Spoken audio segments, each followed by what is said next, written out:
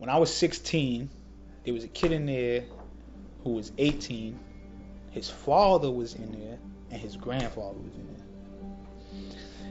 there. And they was all doing over 20.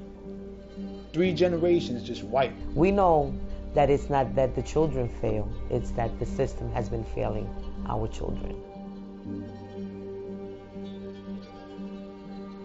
So who should be working and living and existing and offering the solutions to those traumatized young people from the community? It's important to bring individuals from the community because they are dealing or have dealt with it directly. Credible messenger mentors are people who have had experience in the justice system and want to get involved in trying to steer people out of the justice system because there's way too many people in the justice system. It's kind of a stunning idea because here's the system saying individuals who are ex-offenders are now being featured prominently as partners with justice systems to effect change in the community. This is a major paradigm shift going on. the idea of a credible messenger has always existed.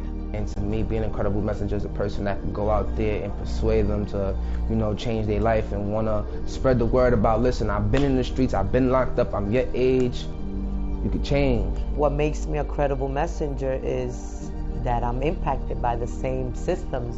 Family's been impacted.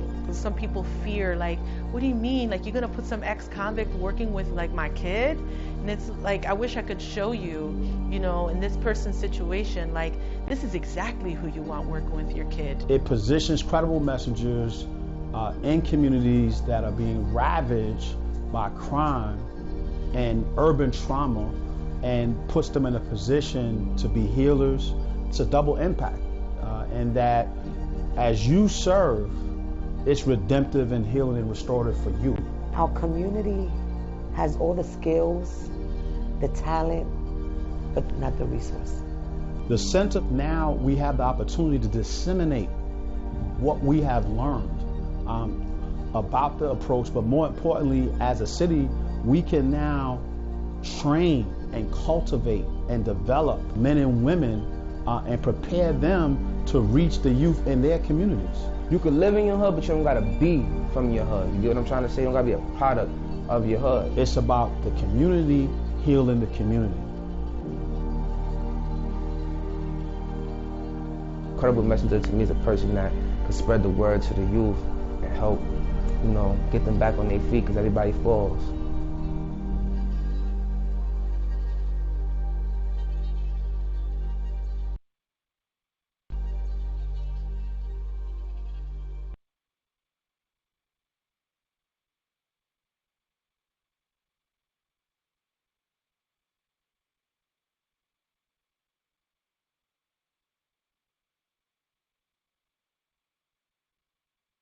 Good afternoon, everyone. Wow, what a powerful video. I am Tanisha, Coach T. Ingram. I am one of the advisory board members for the Credible Messenger Justice Center.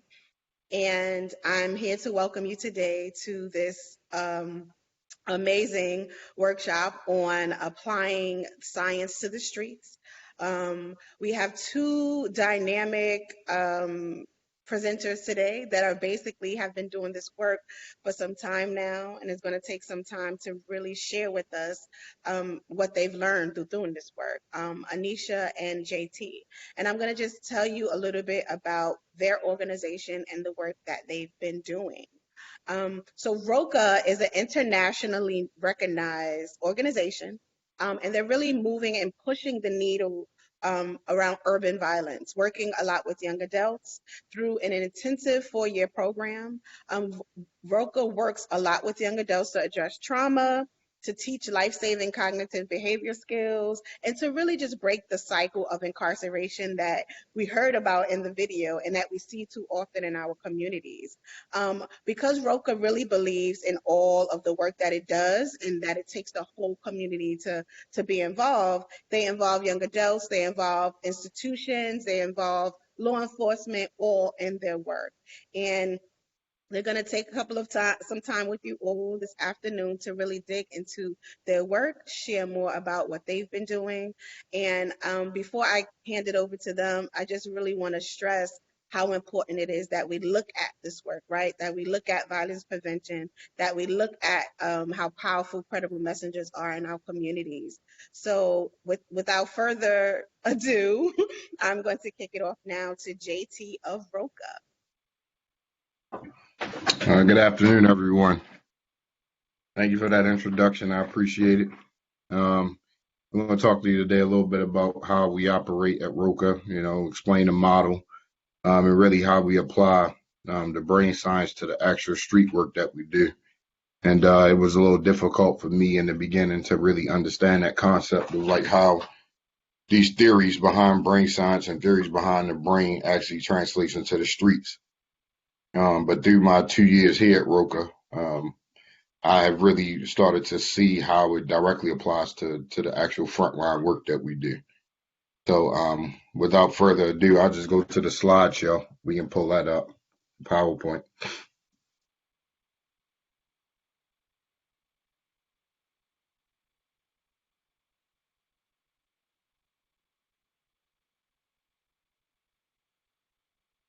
Right, you can advance to the next slide.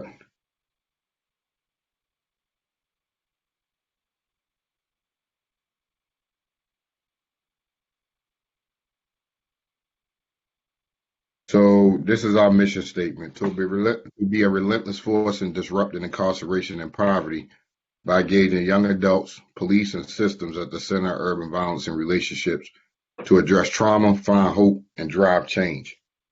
And that's important because what a lot of people don't understand, especially around this work, is that if you aren't working with all the people that affect the outcomes and affect the lives of our young people, then you're missing the point. The point is really to work with those engaged institutions that really help affect or really, have an impact or effect on our young people in the way that they live their lives day to day. And go to the next slide, please. So who we work with: young adults and system partners at the center of urban violence, right? Really, so what that means is we say we work with, here in Baltimore specifically, we work with 16 to 24-year-old young men only. In Massachusetts, they work with 16 to 24-year-old young men. Well, they work with young men, and they have a young mother's program there as well. Here in Baltimore, again, we only work with young men. So right now we work with young men 16 to 24 years old. We deem them high-risk young men, meaning that you see all the things that are listed there, and I won't go through it all because it's right in front of you. But what we really know about our young men is that they are the most likely young men to either be the victims of perpetrators of some sort of gun violence or other street violence, just based on their lifestyle and their criminal involvement. And our role is really to disrupt that cycle because we want to reduce their recidivism. We want to help them sustain employment. And for the Young Mothers program, it's really about improved parenting. And we also are starting to work with young fathers as well, because we know that that's an important part of this whole picture that's kind of been left out. So it's really important for us to work with the whole family. And then on the partner side, or the engaged institution side, it's really about those programs or those agencies that are critical, again, in our young men's lives. We do a lot of work with legislation. We do a lot of work with probation, police department, really trying to help them understand that they need to learn to operate in a way that helps us be successful with helping them help our young men or our young people. So, we really spend a lot of time working with those entities as well, really trying to help them understand the importance of them doing business the right way. I'm not sure, how it is. Well, I know how it is pretty much across the country. We see it on the news, but here in Baltimore, we've experienced a very high level of corruption in our police department, which has destroyed community trust and community relationships. And part of our role is to really help restore some of that and really figure out how we can work with them to be a partner that actually serves the community the way that we serve. These are the 4 ways in which we do it, or how we do the work. You will see the first one is really about creating safety and stability. And one of the core pieces of the model is the relentless outreach. But it's relentless in the nature where not only are we relentless with our young people, again, I talked about the work with the partners being just as important. We're as relentless with the partners as we are with our young people, because it's important for us to be able to get that work done. So with the relentless outreach, I'm not gonna lie. When we first started the Roca model here, one of the things that when Molly, who was our CEO, was explaining to me about how relentless in nature you had to be, going and knocking on people's doors, and basically we get the list, we get a referral list from our different partner agencies, and all that list tells us is a name and an address and maybe sometimes a phone number. So the kid doesn't have any prior warning that we're coming. They don't know who we are. They just get referred to us. And I was like, man, you know what? That's crazy as hell, because in Baltimore, that's not going to work. Just going up and knocking on people's doors, like, nah, they don't know who you are or that you coming. Like, that's just not going to work. And to my surprise, it really has been the piece that has really pushed us over the top, because we have had so much success with finding young people just based on our relentlessness, keeping them going back and knocking on the door over and over again. I think Roca's overall average is about 10 to 12 door knocks before they make contact. Here in Baltimore, it's about 12 to 15 door knocks before we make contact with a young person.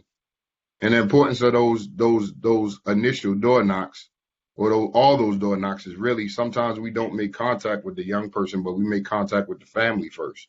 So that's where the relationship starts to build with the family. We try to address any immediate family needs that need to be provided. And then a lot of times that opens the door to the family helping us get in contact with the particular young person. I'll never forget when we first started about a year ago. When we first started 2 years ago, it's been about a year now since the young man passed, but actually about a year and a half since he passed. We had knocked on his door about 12 times, I think it was, and still hadn't made contact with him. But then the next day, I saw his name came across on the homicide report. And so, the first call we got that day actually was from his sister. His sister had called us to tell us that he had passed, or that he was, the victim of a homicide. And she said that she felt like she owed us that phone call, because throughout all the time that, she had been trying to get her brother to do right, she said that nobody was coming after him as strong as we were, and she said, I really feel like I owe you guys a call to let you know that he got killed. But I just appreciate the effort that you guys really put in to trying to help change his life. And that was powerful, because that let me know right there that we were really on the right path when it came to the relentless outreach. And then the next piece of that first part is about the transformational relationships. We know that people change in context of relationships, hence credible messenger piece. Like really being able to make those connections or those relationships with young people and really help them change, either through your experience or through, the different things that the different tools that we have in our tool belt with this model, or whatever model that you're operating from. But you really have to be able to build a relationship with the young people that transcends a lot of the barriers that they face. And to go a little bit deeper into that, like, in order for them to change, we're a behavioral health model. So we really focus on behavior change. That's our ultimate goal, is behavior change. And if you really want to promote behavior change, you got to challenge young people on negative behaviors, irrational thinking, street code, all that type of stuff. You got to challenge them on all that, because that's the only thing that's going to help them change. So your relationship with them has to be strong enough for you to be able to have a blowout with them one day or five or early in the day, and still be able to go talk to them later on in the day. We don't give them when it comes to us in this work, there's no cut cards, because at the end of the day, this is your life. Your life is on the line, and whether you take it seriously or not, we do. So there's no cut cards. I'm gonna be up in your face about everything. Not literally, sometimes literally, but not all the time. But I'm gonna challenge you on everything. Don't come talking to me about the beef you had with your girl when you put your hands on her, because we're going to have a conversation about that. Don't come talk to me about, all these different issues that you may be facing if you're not ready to really have that conversation. And not even if you talk to me about it. If I find out about it, I'm going to approach you about it and we're going to have a conversation about it. And that's really what it's about. It's about conversation, because we have to build a safety net through that relationship that allows them to be vulnerable enough to open up and really talk about these things that keep them out of harm's way. So if we not challenge them on their negative behaviors and the things that they do in life that cause them harm, or the things that they do that cause other people harm, then we really aren't helping them at the end of the day. And remember, again, it's about changing their thinking. And Anisha will get into it a little bit later, but the science tells us that criminal behavior takes about 2 years, roughly about 2 years to change, right? 18 months, 2 years to change. And, we really have to be willing to challenge them on their behaviors, because when they leave us, they go back into the neighborhood, they go back into, their home environment. Excuse me. And we really have to be able to challenge them on that. This next part, teaching life-saving skills. This is the core of the work, is through CBT. CBT is our cognitive behavioral theory. And again, I won't go too much into it because Anisha will touch on it, but I will definitely say that these are 7 skills that are life-saving skills for our young people. 7 skills to teach them how to really learn how to emotionally regulate. And we know that a lot of our young people act out of impulse. They act out of their actions are reactions to things.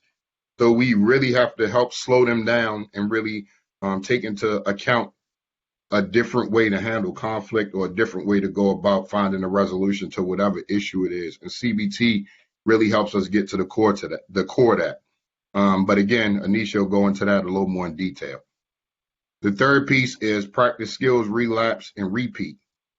So relapse is intentionally built into our model.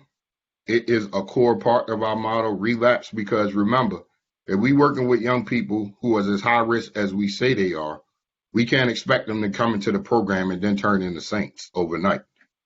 They're going to have challenges. They're going to relapse. They're going to fail. Nothing is a failure in our eyes. It's just an opportunity. It's an opportunity for improvement. So whether it be them getting fired, them doing whatever it is, it's always an opportunity for improvement. And that's the way we look at it. And so part of the practice and skills is our social enterprise, or a work crew that we have embedded into the program. And the work crew is really designed to be a practice field for young people to learn how to work, to learn how to go to work. We hold them to all the different standards of a regular workplace. They have to report in at a certain time in the morning. They have to be in uniform. They have to follow workplace instructions and do the job. We hold them to the standards that a regular job would hold them to, hoping that negative behavior starts to come out. Because when it does, we can then address it, and we can help them work through it and figure out better ways to address it, so that when we move them along from our transitional employment program to outside employment, then they'll have a better chance at being able to sustain employment. Because again, that's one of the outcomes that we look for, is sustained employment. So the transitional work program, they get paid minimum wage. They work about 26 and a half to 30 hours a week. And it's generally line of sight work. Right now we have a contract with the city of Baltimore. So we help out with Rex and Parks and a couple of other agencies doing work around the city. And it's really about, again, it's less about the work and more about showing young people how to work, how to show up to work every day, how to interact with your supervisor or coworkers when you have disagreements. All those things are an important part of the practice and skills. Also, we also offer different workshops, work readiness, GED. Right now here we're helping young men get their learner's permits, so that they can, then move on to driving school, because a lot of our kids here drive illegally or drive with no licenses or learner's permits or anything. And I'm sure that's common most places, or a lot of urban places. And one of the biggest ones is life skills. Again, I talked about challenging them on negative behaviors. I mean, we don't hold back. We want to talk to them about their sexual habits. We want to talk to them about everything that is going to that could possibly negatively impact their life. It's not about sugarcoating things, and it's not about holding back. It's really about really letting loose, and really identifying with the barriers that they really face every day, and really helping them come up with solutions to address those different barriers. And then last, engage institutions and systems, just as important as the frontline work, because we really have to be able to show partners or engage institutions how to successfully work with our young people, and how to penalize them less and help them more. So with probation, probation had these graduated sanctions and all this type of stuff. And, you miss one phone call, you're getting sanctioned, you could be rearrested, all this type of stuff. Like, it was just too harsh a penalty for the population that we're dealing with. Their follow through is not the greatest. So we have to really work with systems to help them understand the population that they serve and how they can serve them in a way that's more helpful and more meaningful. And so we've done a lot of work here in Baltimore with our probation, our Department of Probation, and our Department of Juvenile Services, as well as the police department. And honestly, we made some huge strides in the past 2 years where we're really getting them to start looking differently at their practices, and the way that they operate. One of the other things that we do, a part of engaged institutions as well as the program just overall, is we do these peacemaking circles or healing circles, and we have done those specifically with partner agencies. For us here, we've done about three to four right now where we did police only, because really the purpose of the circle is really to help you understand that we are more alike than we are different, and it gives you a place to really be able to release some things that you might have pent up inside. It's a safe space, and it really allows people to open up if they choose to. And so part of our work that we owe to the young people, again, is improving the partners that affect them the most. So we've done work healing circles with police, because we understand that no matter what the view is or what the corruption levels are, this, that, and the third, right now they're here, and we have to help them help our young people. And so we've done that with police, probation. We've done it with juvenile services. We've done those healing circles with all our different partner agencies, so that we can get to the core, the root of some of these things that are causing them to operate in the way that they operate. So that has been, extremely important work for us as well. I don't think I'm missing anything on this. If I am, Anisha can back me up, but you can go forward to the next slide.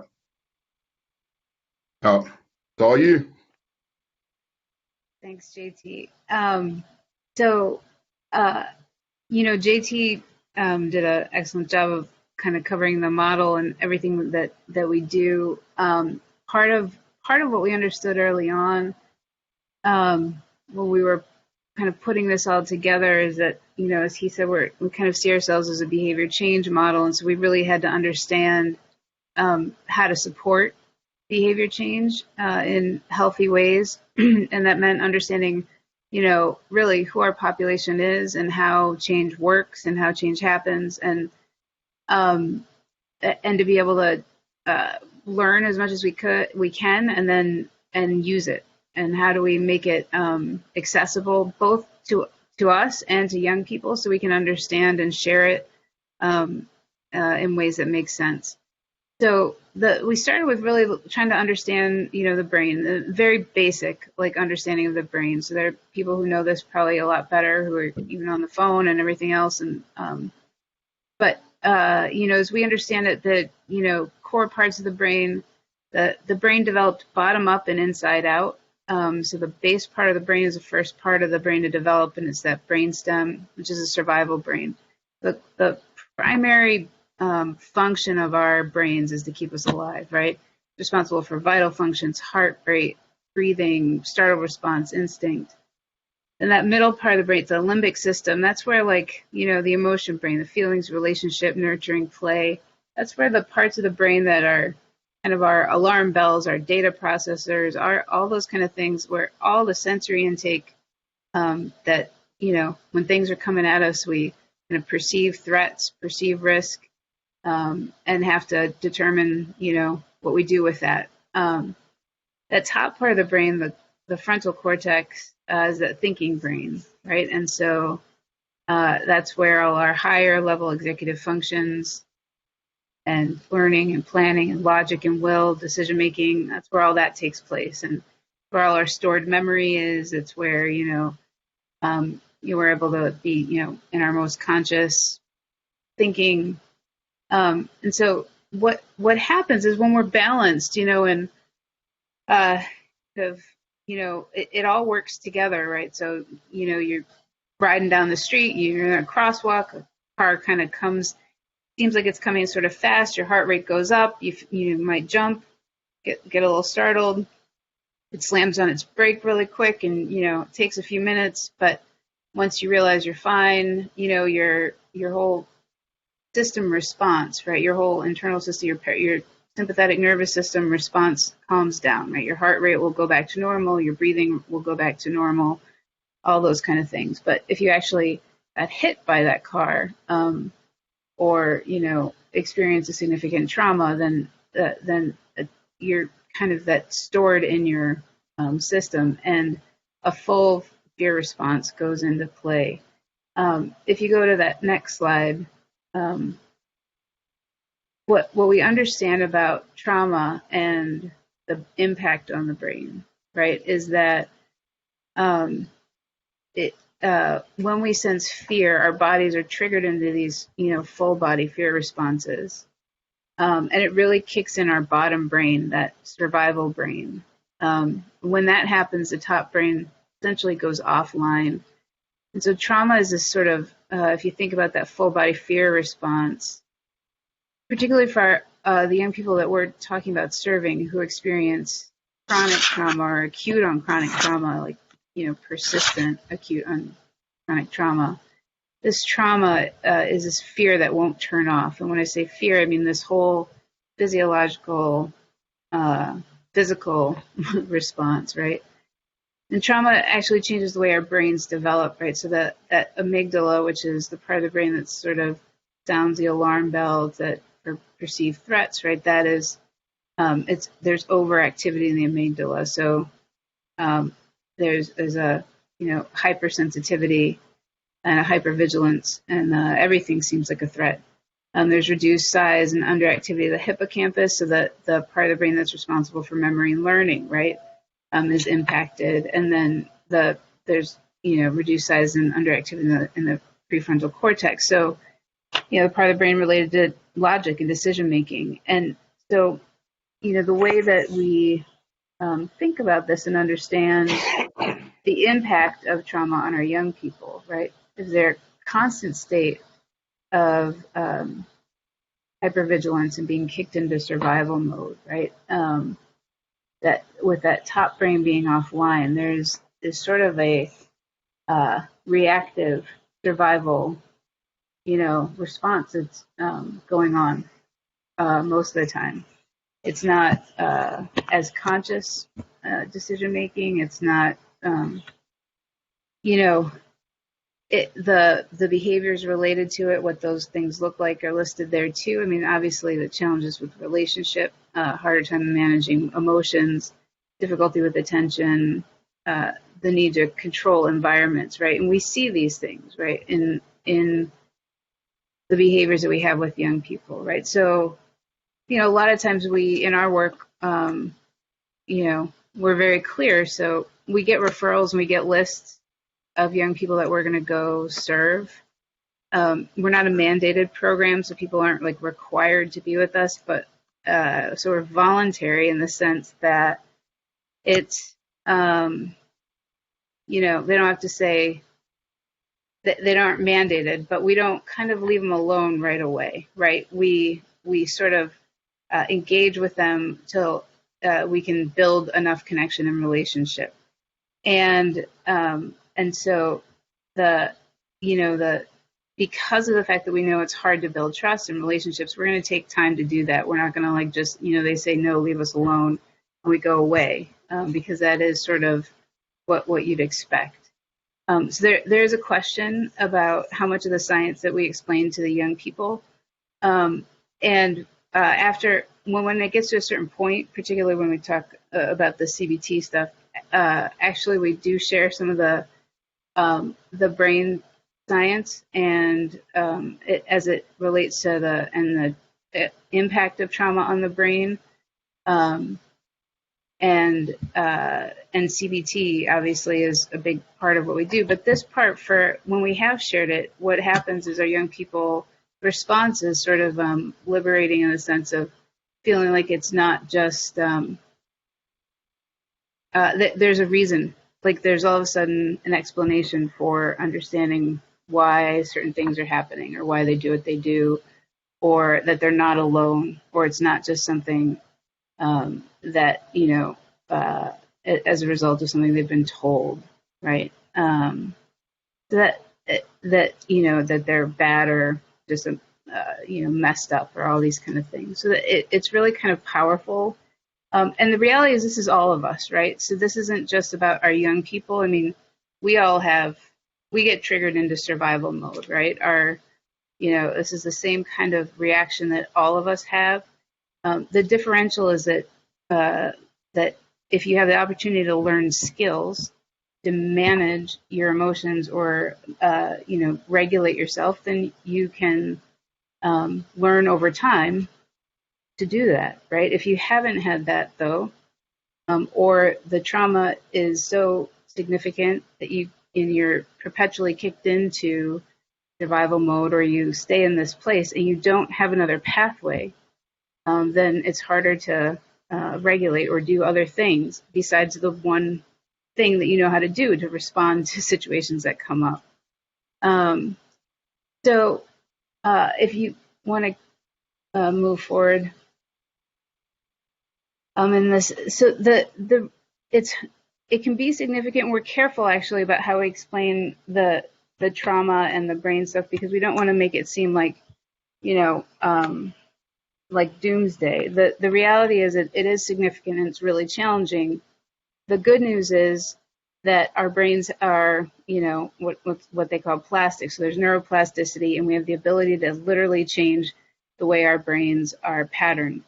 And our brains, if you think about it like a grid, right? These patterns and habits are like pathways in our brain, and it's really about what we think, feel, and do. So,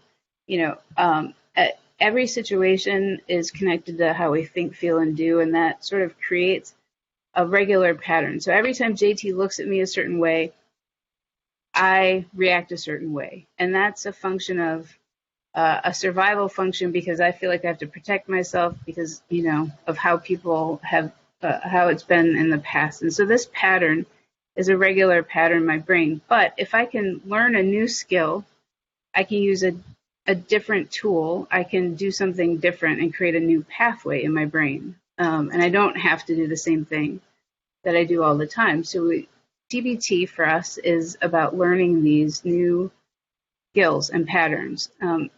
It's really about understanding the connection between our thoughts and feelings and behaviors, and how every situation we're in creates this can create a cycle, and it affects what we say in our head and what we feel and what we think and what we do. And sometimes those things can keep people really stuck and spinning, as it says there, right?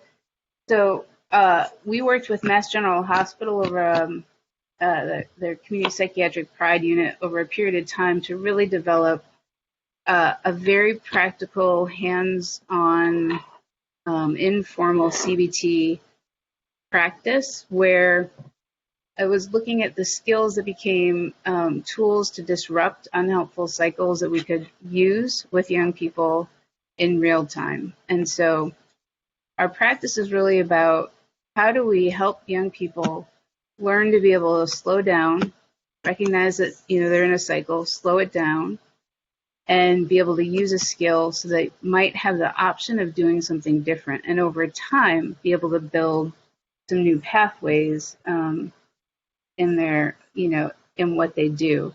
So here's like an example, right, of what we do with a young person, or how we think about these think, feel, do cycles.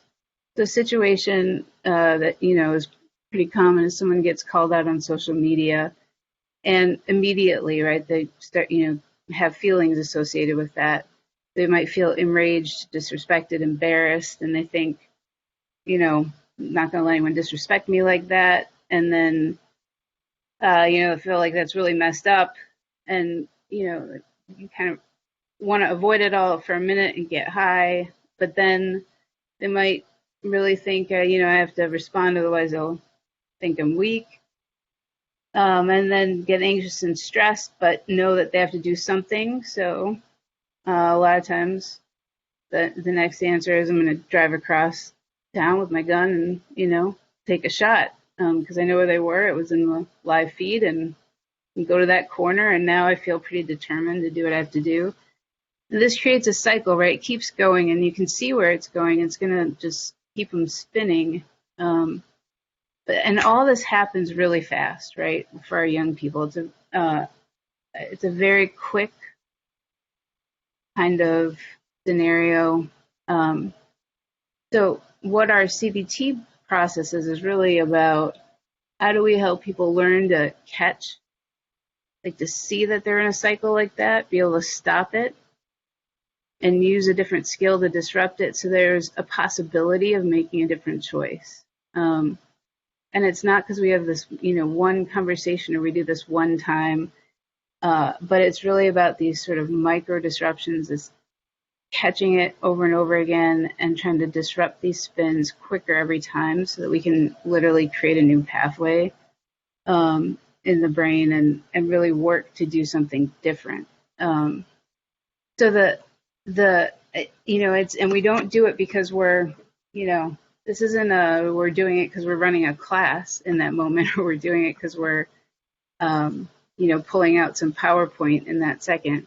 It's because we really are, we train our youth, we call, our staff are youth workers or intervention specialists, like they're trained in CBT. And they're very equipped to use these tools so that every interaction is super intentional. That when a young person calls and they're in crisis, that the staff person is using a CBT skill with them in that moment to help slow it down, right? To help them practice, or that they're helping them, the next day debrief what they did so that they can understand it. A CBT, sorry, there's a note about that too. It stands for cognitive behavioral theory, and it's really about the relationship between our thoughts and feelings and behavior.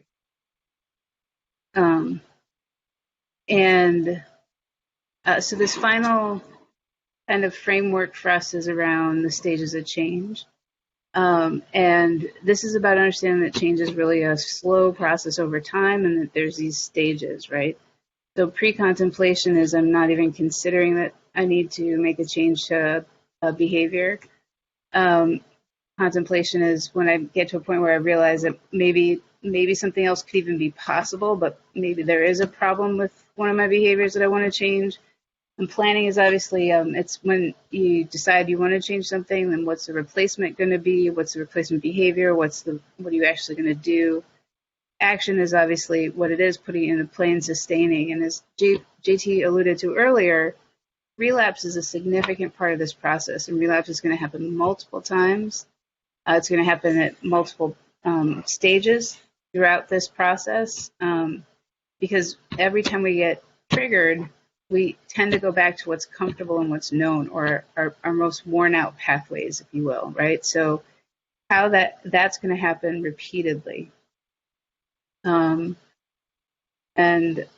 so part of what we have to do is stay in this process, right? People only change when they're ready, willing, and able. And so if I don't even know that anything else could be possible for me, how do I get ready for change, right? So we have to keep showing up and engage with people to help build that readiness. willing is, you know, that they actually understand and decide they want to do something different, and able is we now have the skills to do that. But most programs and the way we engage young people and the way we allow them to stay in our programs or the way they're funded, it's all about gearing for people who are in action, right? So if they can show up, they can follow the rules, they can do what they have to do, they can be in the program. Well, if we're really talking about engaging young people who've experienced significant trauma, who are actively engaged in the level of violence we're talking about, you know, they're likely not in action for change. And so we need to really be thoughtful and responsive about how we engage them intentionally to move them through that process, but also stay with them through those relapses and change periods. So this is sort of the kind of, you know, very, you know, high level kind of overview of, you know, how we think about it is the very first thing, given all the situations that they've experienced, the most fundamental thing we do is create safety. Because we can't help people think about change or identify cycles if they're in survival mode all the time. You have to get it safe enough both physically and psychologically and emotionally to be able to actually help people start thinking about their own cycles, helping them identify those cycles and learn skills so they can choose differently if they want. And then you plan for the fact that when they start considering change, there are going to be multiple relapses, and we have to create spaces where people can practice and be able to make change over time. And then that's going to repeat over and over again. So this is sort of the key about this is that this is what we think about as we work with young people every day, that we are all trained with this information. We remind each other about it all the time. Like, oh yeah, no, it's not personal. Like, this isn't about us. This is you, right? Because day to day, it's hard when young people are, you know, avoiding or actually being, you know, pretty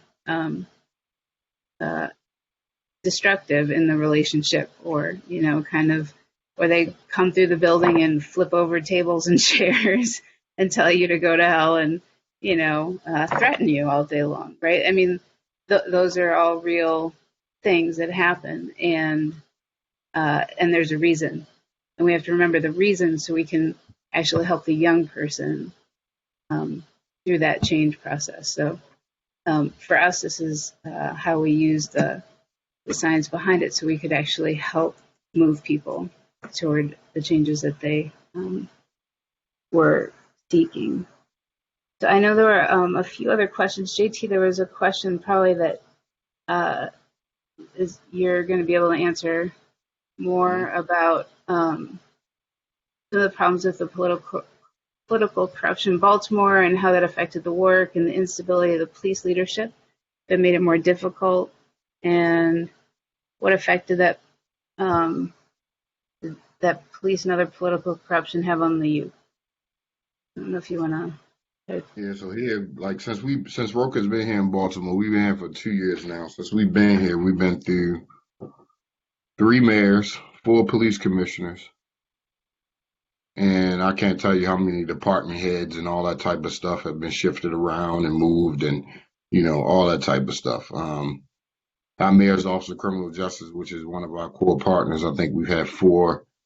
We're on our 4th director for that department as well in the past 2 years. So like, it's had a huge impact because a lot of these programs need to support a stable leadership, because just like we're credible messages on the front line and outside in the streets, we need those credible messages political world. We need the credible messages in the boardroom. We need the credible messages wherever you credible in your lane. We need you there, right, to be able to help really push the work forward. And not having the stability of the leadership in the city I mean, it has made things difficult because, certain agreements you have in place with one leadership doesn't translate over to the next when it changes. And right now, I mean, you can see what the instability has done to the city. I mean, we've had 80 shootings in 20 days here. I mean, that's like ridiculous. Like that's crazy. Like we had 80 shootings in 20 days. I think over the past 6 months, we have lost almost one of our young people per month. And so all of that is having a huge effect on what you actually see happening in the city.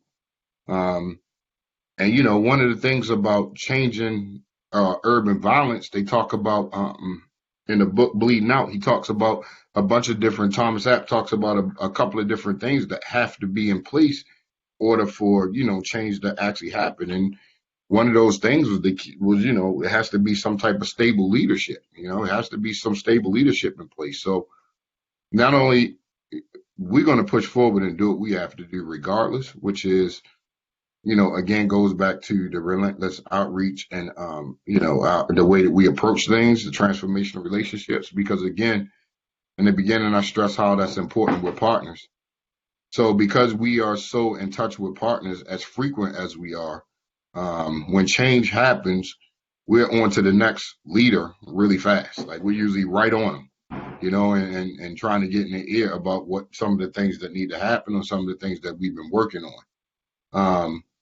So yes, this had a huge effect. I gotta be honest. It's had a huge effect on the program, and not only the program, but just the city in general. I mean, not as huge of an effect on the program as it has on the city in general. So, hopefully in December, we'll be able to get this new leadership in place and, some things will stabilize and we can see these shootings and homicides go down because this past month, it's been ridiculous. It's been really ridiculous.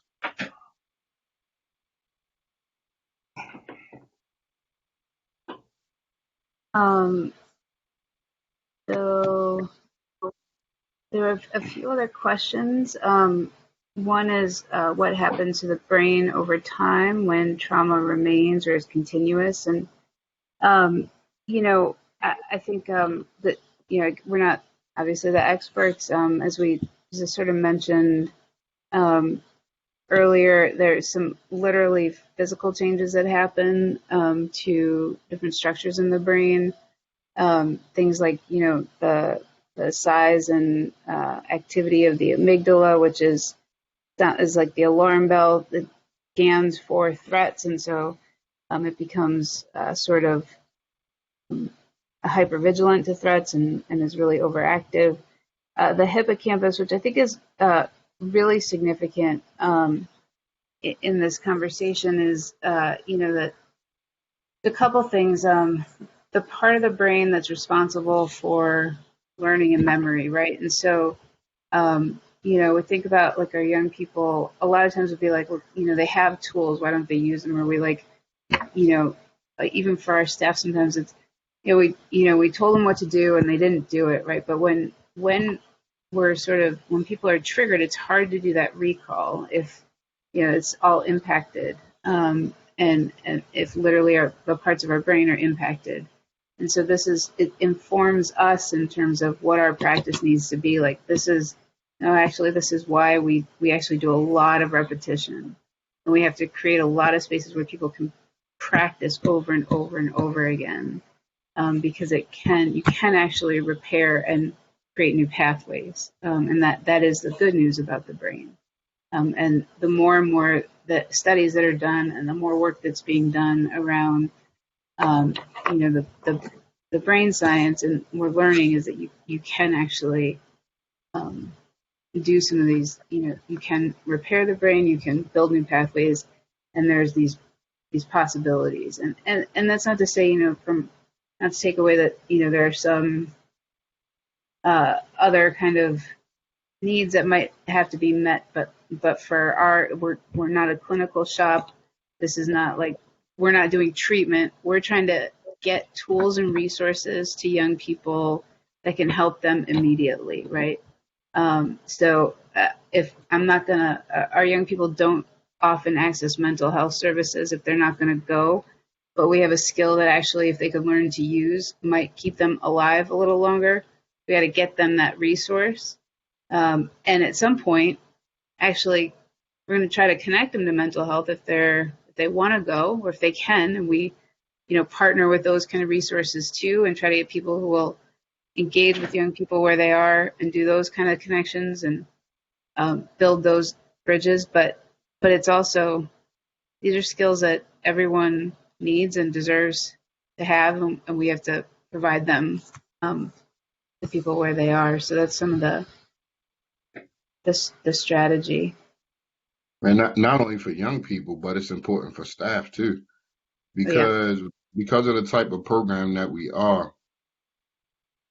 Young people can easily get us in our cycles because we're human beings, and we've seen some of the pitfalls and all the stuff that they're going through, and they continue to make these mistakes over and over again.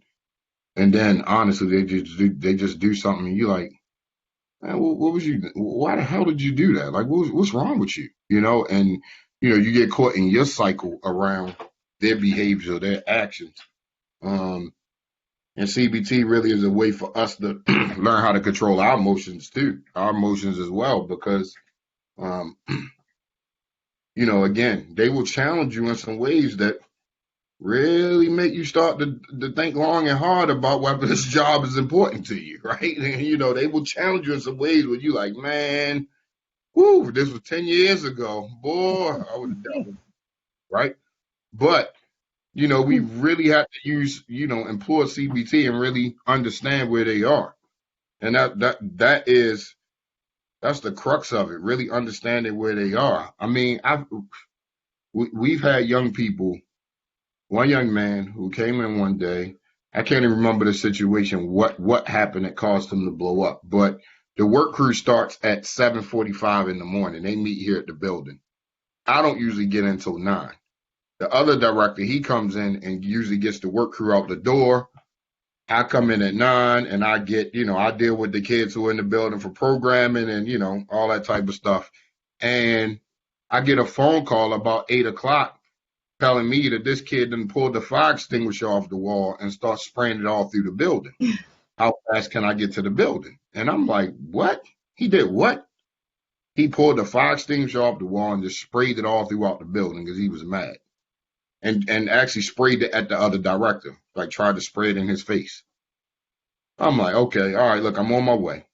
When I get here, one staff who was already here had already had the kids sitting outside. And when I pulled up and I got out my car, I just looked at him and he looked at me. And I said, what I'm about to say to you? And he said, you want to say to me why I ain't picked the phone up? I said, that's one thing I'm going to say to you, because I told you, next time you get in one of these fits, you need to call me. Pick the phone up and call me, right? And we'll talk through it. We'll work through it, right? And I said, what else am I going to say to you? I got to think about my actions. And he started reciting to me all the CBT stuff that we have been working with him on, right? And so for me, that was important because it was sticking. Just hadn't sunk all the way in to the point where he was actually move that into actual behavior. Fast forward about 3 months later, same young person. He recently was on work crew again because the work crew is a practice ground, like I said. So you can get fired from the work crew, and then you have to go through some type of programming to address the barriers that cause you to get fired, and then you can get back on work crew. So fast forward to now, COVID, we were finally able to get a work crew back up and running, got him back on the work crew. And I had just went and visited him on the work crew the day before. I think this was last week, Tuesday or Wednesday. I think it was Wednesday because that new work crew had just started like on Monday. Visit him Wednesday, and then Thursday he's fired. And I said, well, Dad, that was fat. What did he do? He walked on the work site and lit a joint right in front of his supervisor's face and just started smoking the joint. I said, but was mad because he got fired. And when I called him on the phone, I said, bro, what was that all about? I said, come on, bro. We done had this conversation 1,000 times. about, look, I understand you feel like weed is legal, so you can smoke it anywhere and this, that, and the third, but employers don't honor that, bro. So I was like, look, we done had this conversation too many times for you to still be displaying that type of behavior. Now, what are the effects of you losing this job? One thing I know that he values, which is one of the CBT skills that we talk about, is the things that you value and how your behaviors affect what you value. So one of the things I know that he values is he's a new father, and I know that he values his daughter. So I asked him, how does what you did affect what you value? Well, what you mean? You know what I mean. How does that affect that little girl at home, bro? Because you're not going to keep calling me, asking me for Pampers and asking me for this, that, and the third when you got the opportunity, when we are building a pathway for you to do it yourself. Now, we're going to help you, but you have to learn along the way certain things that you can and can't do and just stop being stubborn about it. See, them lighting that joint, that was just him being stubborn. You know what I mean? That was him being stubborn, stuck in his ways, feeling like he want to rebuke or buck against the supervisor, right? But I have a relationship with him that's really good. So I can call him and talk to him, and then he gets apologetic and he starts to really think through his thinking errors, right? And that's okay. That's what I want him to be able to do, because I don't want to have to answer the questions for him. CBT is really designed to allow them to come up with their own answers. You know, we're helping them think about things different. When I was growing up, it was almost taboo to talk about your feelings. As a boy, as a guy, as a black dude in the hood, you don't talk about no feelings. Feelings, what's those? Like, man, please, you better go ahead with that. I remember as a kid, one of my older relatives telling me, man, look, you caught all up in your feelings right now. We don't do feelings. Take them and put them in your pocket. I was like, damn, like, really? It's like that? Like, you know, and I remember, like, that really hurt me. Like, damn, like, I can't even express how I feel, you know? And so that has been a stigma in our community for our young black men for so long, that you ain't allowed to talk about your feelings. Only thing you can do is display them. You can display your feelings through anger and aggression, and all that's acceptable. But when you display them through a way that makes you vulnerable, it's not acceptable, right? So we have to shift that paradigm and teach them, like, look, expression is expression, bro. You got to be able to express yourself in a way that's going to help you in the long run, or at least not hurt you in the long run. And so getting them to sit down and have a conversation about their feelings and how they feel, like, that is really crucial, because a lot of them come to a lot of different realizations around the ability to be able to label their feelings. And then lastly, I'll just talk about the deflection thinking skill. Flexing your thinking is really about viewing things from a way that's helpful and not harmful. Because everything that appears, the way that everything appears may not be so. For example, young man sitting in the park, true Roca, Massachusetts story. Young man sitting in the park with his girlfriend.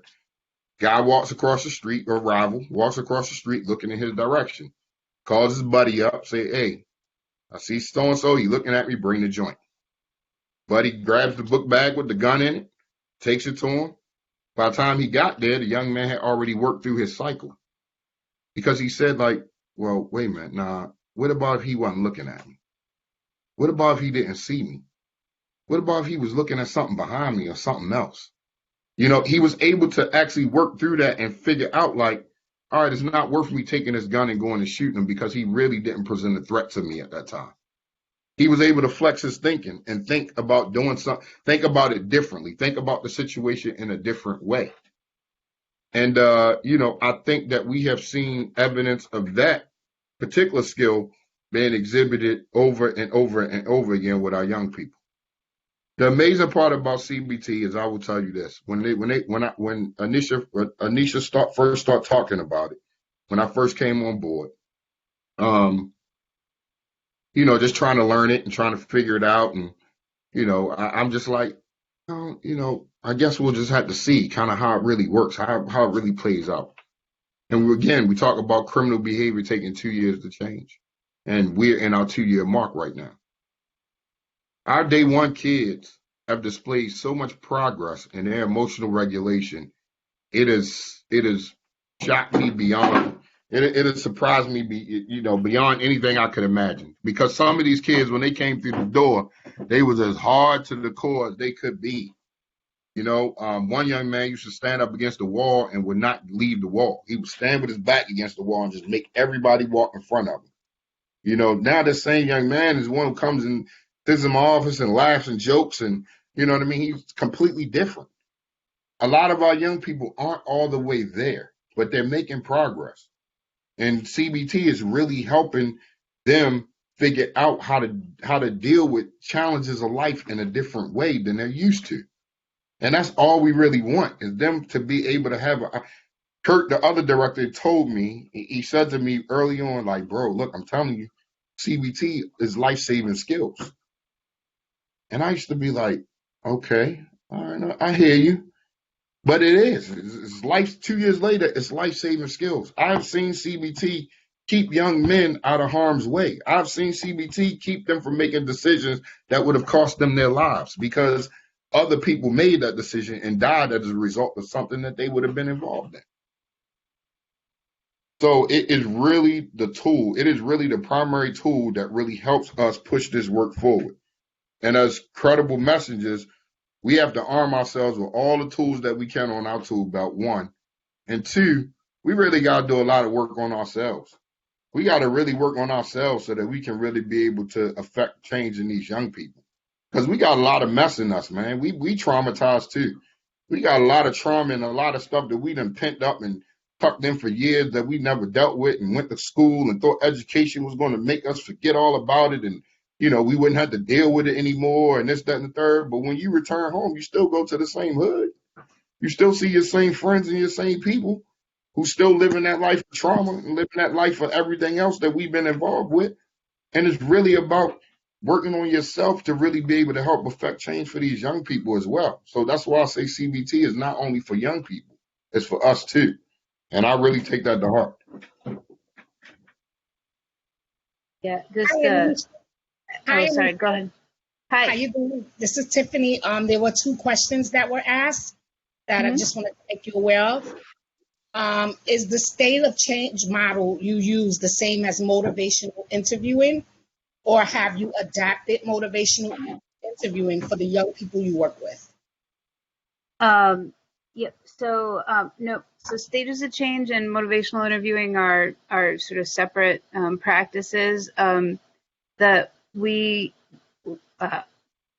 The stages of change come from Prochaska Clemente's trans-theoretical model, and it's really kind of understanding, that process. Motivational interviewing is a tool that's often used in association and really used to help people assess and determine their readiness for change and level of change.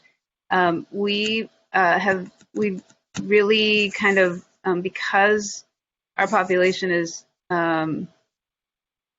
we know not really ready for change, we've really started thinking about a lot of our training with CBT has led us to helping do some training around Socratic questioning, which is really just about helping people learn how to be critical thinkers, like really examining, like, okay, so you have this thought, but how'd you get there? Like, what is that thought? Where does it even come from? Like, what's that assumption, or what's that belief, or like, tell me more about that, and helping people kind of really deepen their own thinking so that we start, for us to becoming more aware of what our cycles are, and before we can even get to how we're motivated to change. So that's sort of where we are there. Okay, thank you. Yeah. And we had another question. Have you had to make modifications to your program due to social, political, and pandemic changes in your community? If so, can you just talk a bit about that? Thank you. Yeah, absolutely. I was trying to also type in some replies to that. It's a lot to type in, but we have made a lot of modifications. So we went remote in, I think, end of March, April. So we had to change our approach we sort of knew we had to do a little bit better anyway at how we delivered remote programming, given that a lot of our young people don't just show up for programming. Like the ones who come for work crew do, but the ones who aren't yet engaged in that level of programming, like our whole strategy was like, right, we have to be able to take programming to them, right? So even when we built out CBT, it was really about how do we train ourselves and have tools where youth workers can go out and do CBT on the block, right, or on the corner, anywhere where young people are. What happened when the pandemic hit was we really pushed ourselves to go, okay, how do we deliver remote programming at a different level, and it came down to how do we equip our staff with both the training and tools to have the information they need to be able to transfer that information. So we've been doing a lot of training. We sort of have this kind of teach, apply, practice framework where, we make sure that we, in all the sort of areas that we think are significant for our young people to learn in, workforce, healthy habits, obviously CBT, education is a whole other area of work, parenting. We've developed tools and resources where it's the critical information and train staff in that, and then giving them tools to be able to take that and give that information to young people, but also then how do we help them use that in real time and practice. So an example of that is, so we put all our youth workers also on Surface Pros so that we could load those up with, PowerPoints, or like we have these interactive workforce tools. One of the things we lost is we can't run as many work crews as we did. And again, as JT said, the work crews are a real place to practice. And even having the building, right, having young people be able to come to the building is a place where they could practice new behaviors, right? Like even social behaviors, and not, flipping their lid when, someone changed the channel, or, they had to wait for their youth worker to be done with another young person or something. So like there's all these spaces where you could practice, and all of a sudden those are gone. So how do we create tools that are almost situational, scenario-based tools? The emphasis behind all of this was that, again, we understand how critical every contact is, and how intentional we have to be with every contact. And so we wanted to make sure that with every single contact, that intentionality of contact included some sort of, how are we helping people use or practice some skill, be able to, do something different. Our youth workers still continue to do a lot of social distance outreach. Our young people did not do as much social distancing, especially like in Baltimore. It's sort of, pandemic. What, some of even the events happening in the world are like, JT are like, so what? Like, this happened. This is our experience every day. And so having youth workers really go out and engage in conversations about how to stay safe and healthy, and why it was important, was really, really critical. For our young moms, it's been really challenging. In Massachusetts, we've had significant challenges with the social distancing and the job loss, the social distancing, and particularly the pandemic and the number of infections and cases. And housing is impacted. It has created already on top of challenging situations. It has, compounded the challenges that they will be facing for years, I think, to come, and that we're going to have to be really figuring out how to support and move with them. So yeah, it's been challenging, to say the least. Yeah, it was rough. The one thing we knew though is that we couldn't stop the frontline work. We knew that we had to still get out there and see our young people, and we were really willing to do that at not in an irresponsible way at all costs, but we were willing to do that in an irresponsible way at all costs. We knew that we had to continue to see our young people, but we knew that our headquarters office were going to come down with rules and regulations that we had to follow based on, the pandemic. And we knew that it was important for us to be able to follow all the things that we were hearing about social distancing and, sanitizing, everything, to be able to model that for our young people and help them understand why it was important. Because specifically here, and well, not specifically here, a lot of urban cities and environments, I mean, you got multi-generational households. So I used to tell my guys all the time, like, bro, put that mask on, man. You get sick, you're gonna take that into your house to your grandmother. She old, she got breathing issues and all that, man. She might pass away from this pandemic. You gotta think about what happens when you go back in the house.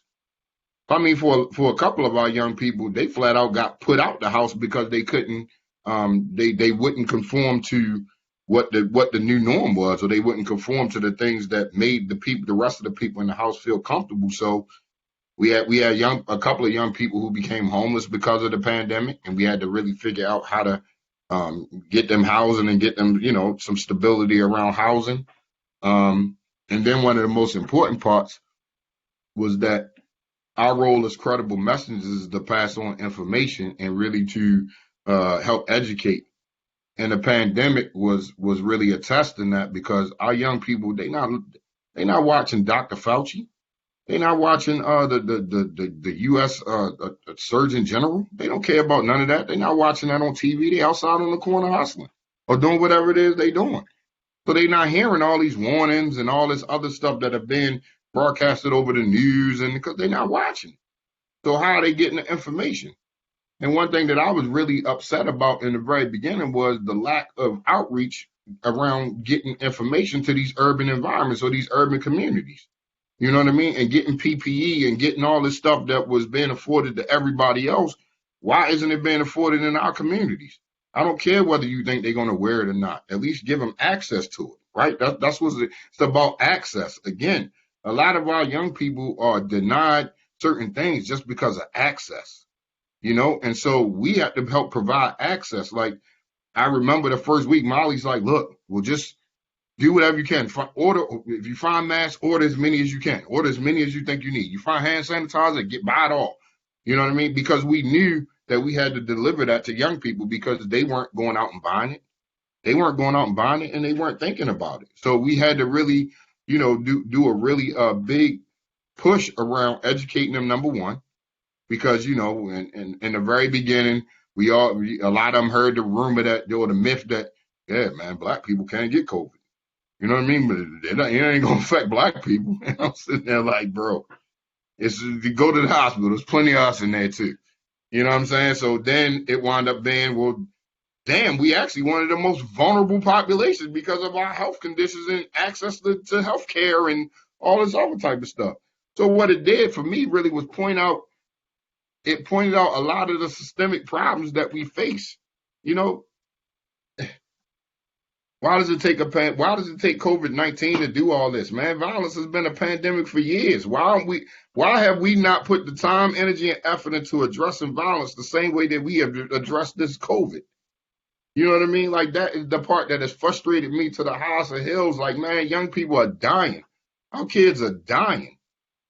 They dying. And we putting all this into a something that probably was created by somebody, and this, that, and the third. And violence has been here for years and continues to plague our communities. Why are we treating them simultaneously with just as much vigor as one, treating one with just as much vigor as we're treating the other? And then the sad part about it is that when vaccines and all that stuff are in place, and, people can get vaccines and all that type of stuff, and then our urban environment is going to be the last one to have access to the vaccines, right? Think about that. And then when we do have access to the vaccines, and then they are around, like, okay, now COVID is forgotten about, violence is still here, but we're not going to address it the same. We're not going to address it the same. JT, I think there's a question for you too, about, given some of the issues you raised. So there's, for those in positions to design, fund programs that employ credible messengers, what supports for credible messengers themselves should be built in? Ooh, I will tell you the biggest pitfall that I've seen around programs with credible messengers is the coaching, the supervision, and the support. I worked for another program here. I worked for Safe Streets Baltimore here before I joined Roca. And one of the biggest problems or the biggest issues that we had it wasn't that the program wasn't supported per se. It was just understanding what those supports were, what the needed supports were for staff. And so we were really trying to understand that, like, where do staff need training? Where do staff need coaching? Where do they need all these different things to help them do their job better and keep them on their toes?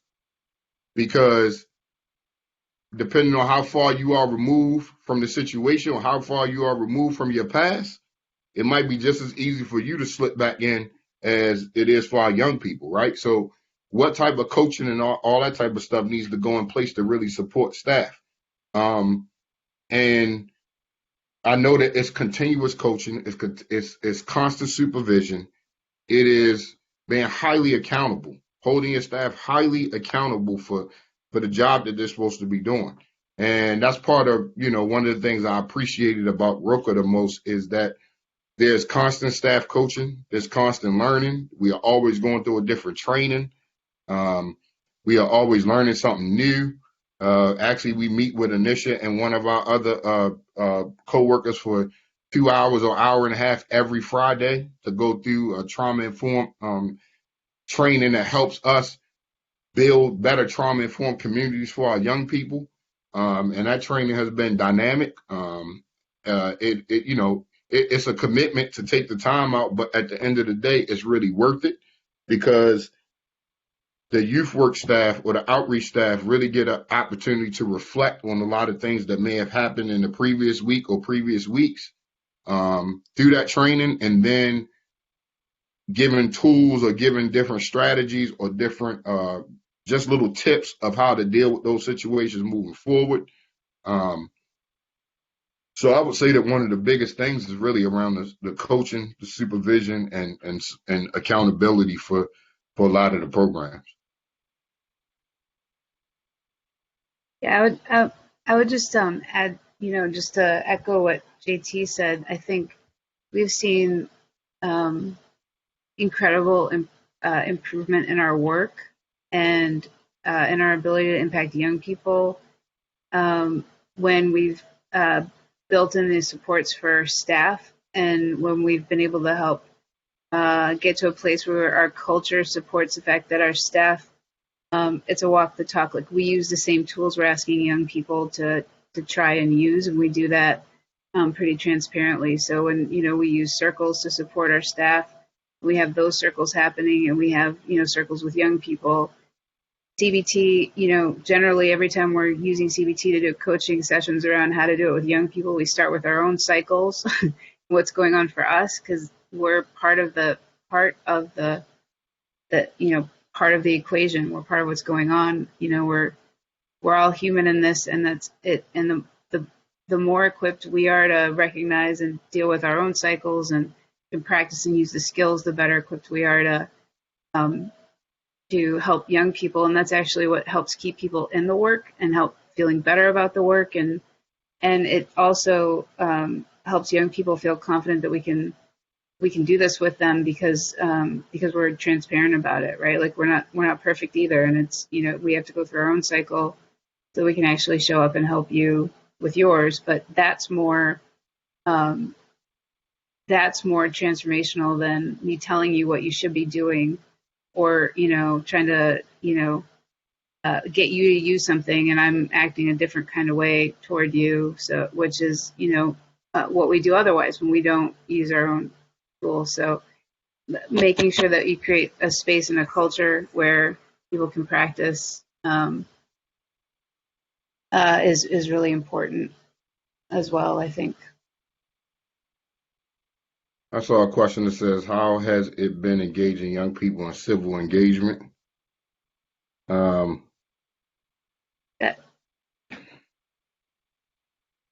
You want to start? I mean, so I'll be real honest, like, not many of our young people are there.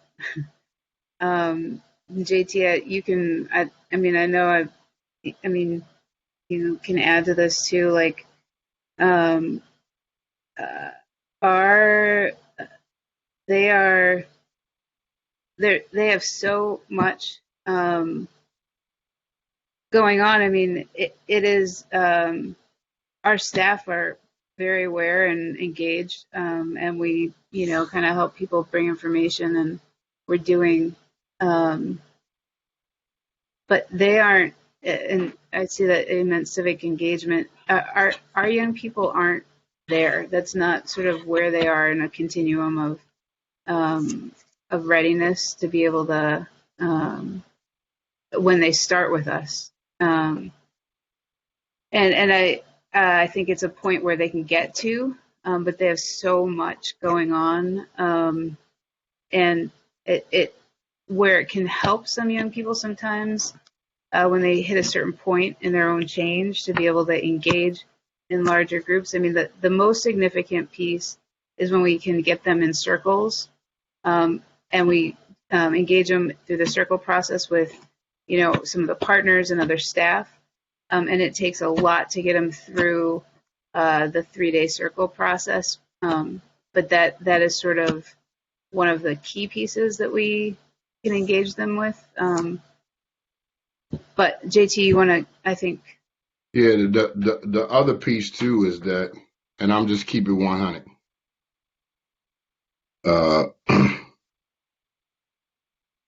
For a lot of our young people, the things that are happening across the country aren't new.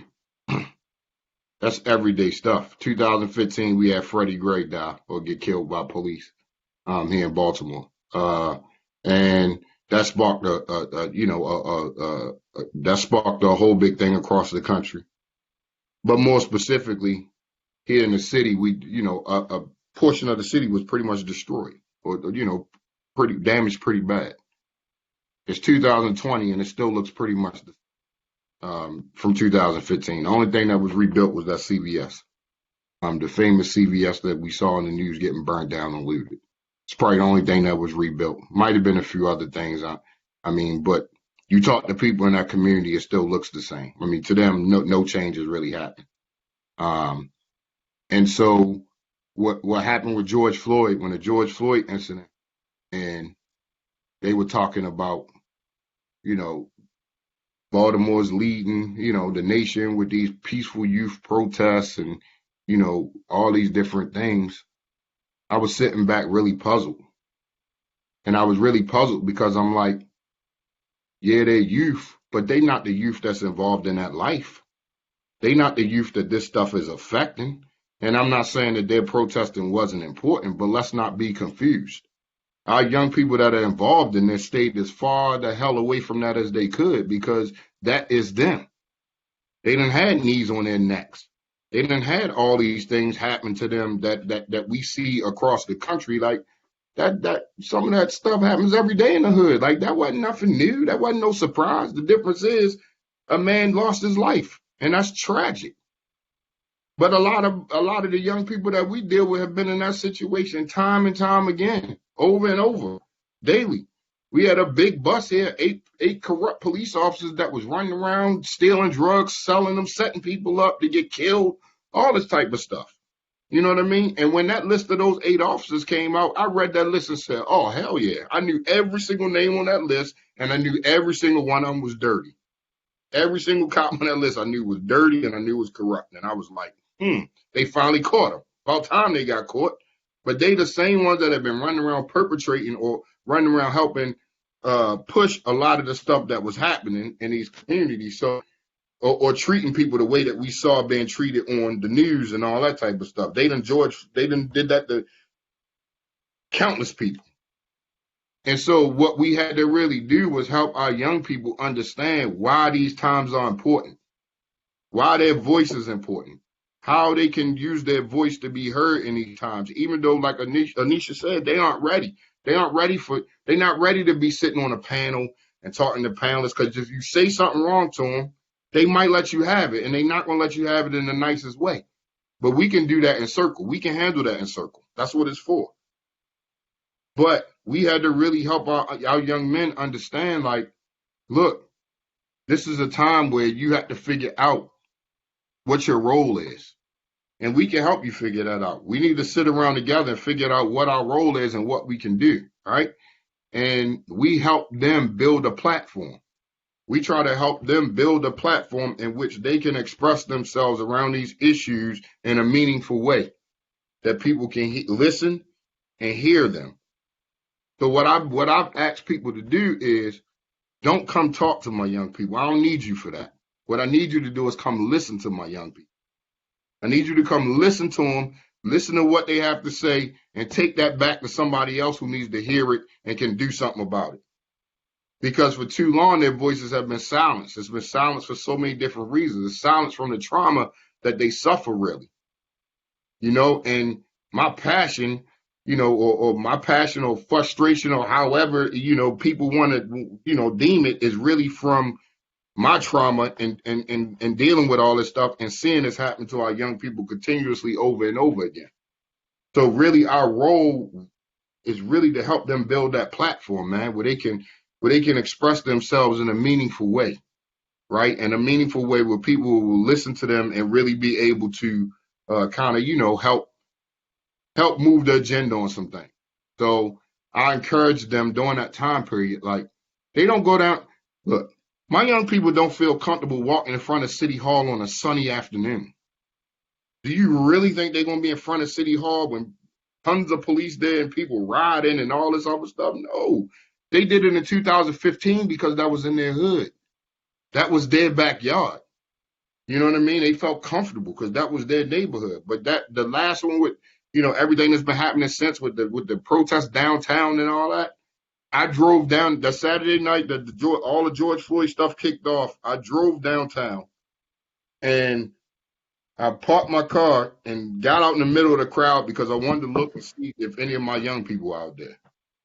Because I needed to know. I needed to know where their head was at. I needed to know whether they was going to be a part of this foolishness or not. I mean, what we going to do? Like, we're not going to be breaking in the stores, and I don't want y'all doing that side of things because that's what people expect you to do. Let's do something different. But we really had to help them build a platform for that. So, JT, you're the best. I love listening to you too. Appreciate you answering a lot of these questions for us. Okay. And just in I know we have like 2 minutes. I think I'm going to turn it back over to Tiffany. Because I think that Tiffany, you're going to close us out, right? Yes, ma'am. So thank you all for your time today. Yeah, absolutely. Thank you, everybody. I appreciate it. And Tiffany, it's all yours. Thank you. It's a 4-year model. Sorry, it's a 4-year model, 4-year program. Roca is a 4-year model. Somebody asked about a timeline. I'm sorry. I just wanted to throw that out there because I don't think we mentioned that. It's a 4-year model. Thank you, Anisha. Thank you, JT, for such a wonderful presentation. DMJC, we were happy to host. It was very informative, very powerful, and I'm sure the audience has a lot of great information to take back and, you know, actually exhibit in their work. Hi, everyone. I hope you all enjoyed. I really enjoyed it. We're going to end this off by saying, please stay tuned for the next newsletter, which will be coming up. It will display the upcoming webinar, which is happening on October 24th, a vision for civil engagement, being facilitated or conducted by Alejo Rodriguez, who is the Chief of Curriculum and Storytelling for Zealous. I am your coordinator of the Credible Messenger Justice Center, Tiffany Branch. And again, we thank you, and Anisha and JT, great job. Thanks for the collaboration. You have a wonderful evening, everyone.